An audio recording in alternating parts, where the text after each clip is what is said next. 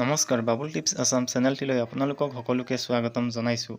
বন্ধু বান্ধৱীসকল, আপোনালোকে জানেই যে ইতিমধ্যে অসমৰ মুখ্যমন্ত্ৰীয়ে 6 মে তাৰিখে আছাম ডাইৰেক্ট ৰিক্ৰুটমেণ্টকে ধৰি আছাম পুলিচ, আছাম ফৰেষ্ট, স্বাস্থ্য বিভাগ, শিক্ষা বিভাগকে আদি কৰি টোটেল 51,397টা পষ্টৰ ফাইনেল ৰিজাল্ট দিয়াৰ কথা কৈছে।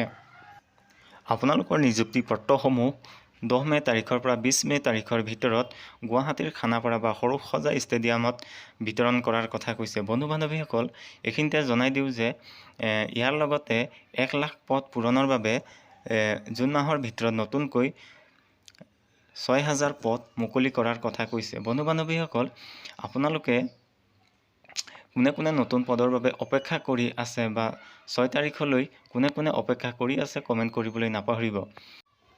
বন্ধু বান্ধৱীসকল, আপোনালোকে জানেই যে অসমৰ মুখ্যমন্ত্ৰীয়ে যি ধৰণে কয় সেই ধৰণেই দিয়ে। বন্ধু বান্ধৱীসকল, যেতিয়া যিমান পোষ্ট দিম বুলি কয় তেতিয়াই সিমানটো পোষ্ট দি দিয়ে। বন্ধু বান্ধৱীসকল, আপোনালোকে যদি নতুন পদৰ বাবে অপেক্ষা কৰি আছে তেনেহ'লে আপোনালোকলৈ বহুত ভাল খবৰ। বন্ধু বান্ধৱীসকল, জুন মাহৰ ভিতৰত 6,000 নতুনকৈ পদ দিয়াটো সম্পূৰ্ণৰূপে খাটাং। বন্ধু বান্ধৱীসকল, ভিডিঅ'টি কেনেকৈ পালে জনাবলৈ নাপাহৰিব। ধন্যবাদ।